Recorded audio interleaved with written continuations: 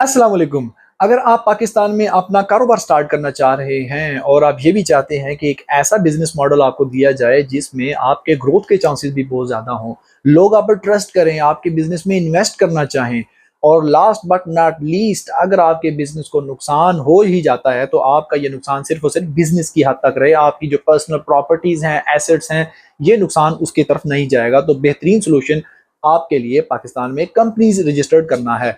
अब कंपनी पाकिस्तान में किस लॉ के तहत रजिस्टर्ड की जाती है, कौन सी रेगुलेटरी अथॉरिटी है जिसको मैनेज करती है, कितनी किस्म की कंपनीज हैं और कौन कौन से स्टेप्स रिक्वायर्ड हैं आपको पाकिस्तान में अपनी कंपनी को रजिस्टर्ड करने के लिए, आज की इस वीडियो के अंदर मैं यही कवर करूंगा। इससे पहले आपको पता होना चाहिए कि पाकिस्तान में आज भी सबसे जो पॉपुलर बिजनेस स्ट्रक्चर हैं उनमें सोल प्रोप्राइटरशिप और पार्टनरशिप नंबर 1 पर है।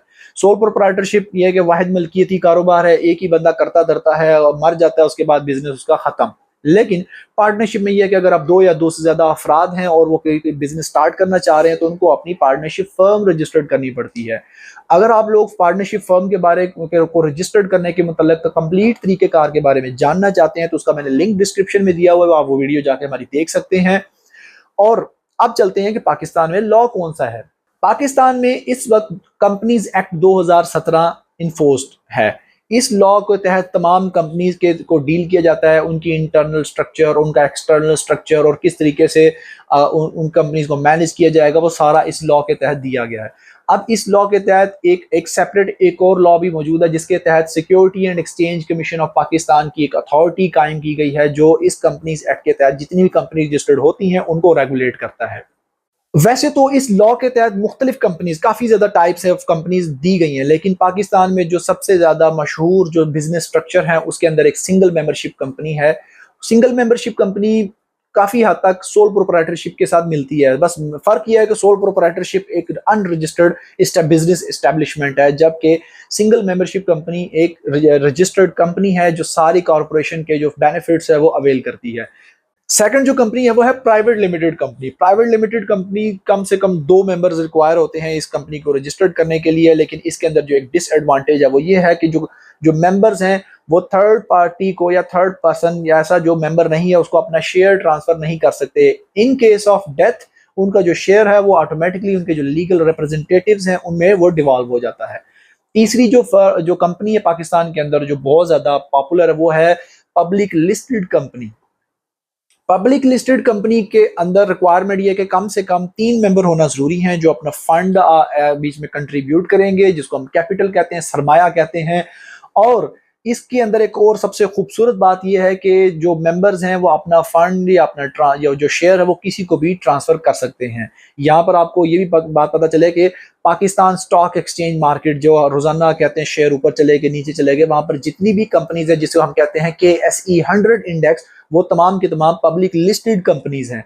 पब्लिक लिस्टेड कंपनीज अपने शेयर्स किसी भी लोग बंदे को, पाकिस्तानी या चाहे फॉरेन, उसको सेल कर सकती हैं और वो जो मेंबर्स हैं वो अपना सेल परचेज कर सकते हैं इजीली अपने शेयर्स को। जो एक चौथी कंपनी वो है पब्लिक अनलिस्टेड कंपनी। होती ये भी लिस्टेड कंपनी है लेकिन सिर्फ इसके अंदर डिफरेंस ये है कि वो लोग जो पब्लिक अनलिस्टेड कंपनीज के अंदर जो मेंबर्स हैं वो अपने शेयर्स को ट्रांसफर नहीं कर सकते। अब आपको कितना सरमाया चाहिए होगा इन कंपनीज को रजिस्टर्ड करने के लिए। अगर तो आप single membership company, private company और पब्लिक अनलिस्टेड कंपनी को रजिस्टर्ड करना चाह रहे हैं तो आपका जो मिनिमम जो रिक्वायरमेंट है कैपिटल की वो है 1 लाख रुपए। 1 लाख रुपए से आपकी एक कंपनी रजिस्टर्ड हो जाएगी। लेकिन अगर आप पब्लिक लिस्टेड कंपनी को रजिस्टर्ड करना चाह रहे हैं तो ये कम से कम कैपिटल की जो रिक्वायरमेंट है वो 200 मिलियन है। उसके बाद आप कंपनी को रजिस्टर्ड करेंगे। अब चलते हैं कि आपने अपनी कंपनी को रजिस्टर्ड करना है तो वो कौन कौन से स्टेप्स हैं। नंबर 1 स्टेप है कि आपको अपनी कंपनी का एक मॉडल बनाना पड़ेगा कि किस तरीके से कितने लोग होंगे, एम्प्लॉयज होंगे, मेंबर्स होंगे, क्या वो किस तरीके का स्ट्रक्चर होगा, वो आपको पहले डिवाइस करना है। उसके बाद आपने अपनी कंपनी का नाम रिजर्व करवाना है।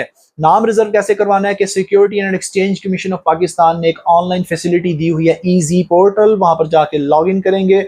लॉग इन करने के बाद वहां पर हम अपना नाम तलाश करेंगे। लेट से मैंने अपना नाम तलाश किया ABC एंड को, तो ये मैं कोशिश करूंगा कि पहले से किसी कंपनी का नाम ना हो और मेरा नाम ऐसा भी हो कि किसी कंपनी के साथ मिलता जुलता भी ना हो, क्योंकि कंफ्यूजन की सूरत में आपका नाम रिजेक्ट किया जा सकता है। तो कोशिश करें आपकी कंपनी का नाम यूनिक हो। जब अपनी कंपनी का नाम सिलेक्ट कर लेंगे, उसके बाद आपने जो रिक्वायर्ड डॉक्यूमेंट्स हैं, जिनके अंदर जितने भी मेंबर्स हैं उनके आईडी कार्ड्स और बिजनेस जो प्लेस है उसका एड्रेस, लीज एग्रीमेंट, अगर कंपनी की जो बिल्डिंग है वो ऑनरशिप में है तो उस ऑनरशिप का सबूत, ये तमाम डॉक्यूमेंट्स कंपनी को दिए जाएंगे। प्लस पर्पस ऑफ कंपनी भी बताया जाएगा। पर्पस ऑफ कंपनी में यह है कि सिंपली क्या ये टेक्सटाइल कंपनी है, क्या ये सेल एंड ट्रेडिंग कंपनी है, क्या ये टूरिज्म से रिलेटेड कंपनी है, या ये लेट्स से ईटीसी एक्सेट्रा, कोई भी कंपनी, वहां पर मकसद दिया जाएगा। और मकसद को बताने के लिए मेमोरेंडम ऑफ एसोसिएशन और आर्टिकल ऑफ एसोसिएशन के दो एक अहम डॉक्यूमेंट्स हैं जो एक बना के दिए जाते हैं इस स्टेप के अंदर। अगला स्टेप ये होता है कि जब ये अपने सारे डॉक्यूमेंट्स आप security and exchange commission of Pakistan को सबमिट करवाते हैं तो उसको रिव्यू करेगा। रिव्यू करने के बाद अगर उसने देखा कि भाई सब कुछ सेट है तो वो आपको सर्टिफिकेट ऑफ इनकॉर्पोरेशन दे देगा। सर्टिफिकेट ऑफ इनकॉर्पोरेशन एक ऐसा सर्टिफिकेट है जो आपको ये इजाजत देता है कि आप अपनी बिजनेस जो कंपनी है उसके जो ऑपरेशंस हैं उनको स्टार्ट कर सकते हैं। सबसे पहला आपने इसके बाद स्टेप ये लेना है कि अपने इस सर्टिफिकेट ऑफ इनकॉर्पोरेशन को अपने बैंक के पास लेके जाना है। कोई भी आपका बैंक है वहां पर कंपनी के नाम से एक अलग बैंक अकाउंट खुलेगा। अब तमाम ट्रांजैक्शंस इस कंपनी की इसी अकाउंट के जरिए होंगी। ये स्टेप हो गया। इससे अगला स्टेप है कि आपने अपनी इस कंपनी को फेडरल बोर्ड ऑफ रेवेन्यू में भी रजिस्टर्ड करवाना है और आपने नेशनल टैक्स नंबर हासिल करना है। नेशनल टैक्स नंबर हासिल करने के बाद आपने सेल्स टैक्स रजिस्ट्रेशन नंबर भी हासिल करना है। ये वो तमाम रिक्वायरमेंट है जो आपने कंप्लीट करेंगे आप, तो उसके बाद आप अपनी कंपनी का सारा ऑपरेशन स्टार्ट कर देंगे। अब बेज़ाहिर तो ये स्टेप्स बहुत ईजी हैं, और अगर आप सिक्योरिटी एंड एक्सचेंज कमीशन जिसका के दफ्तर इस्लामाबाद ब्लू एरिया में वाक़ है वहां पर जाएंगे तो वो आपको बहुत अच्छे तरीके से गाइड भी करते हैं और आपको सारा प्रोसेस समझा भी देंगे। लेकिन मैं फिर भी कहता हूं कि इन ऐसे प्रोसेस जिनके अंदर पैसा इन्वॉल्व होता है, जिनके अंदर एक्सपर्टीज इन्वॉल्व होती है, तो उसके अंदर प्रोफेशनल को हायर करना बहुत जरूरी होता है। और अगर आप अपनी कंपनी को रजिस्टर करना चाहते हैं तो आप मुझसे रब्ता करें। मैंने अपना फोन नंबर अपने डिस्क्रिप्शन में दिया हुआ है। मैं आपको इन तमाम फैसिलिटीज आपको प्रोवाइड करूंगा। सिर्फ कंपनी रजिस्टर्ड करना ही सब कुछ नहीं है। कंपनी के बाद इसके ऑडिट होते हैं, वो क्वार्टरली या 6 माह के बाद इसके ऑडिट और रिपोर्ट सबमिट करवानी पड़ती हैं। उन तमाम फैसिलिटीज को वो मैं आपको प्रोवाइड करूंगा। तो लिहाजा अगर आपको ये वीडियो बहुत अच्छी लगी है तो इसको जरूर शेयर करें। तब तक के लिए अल्लाह हाफिज।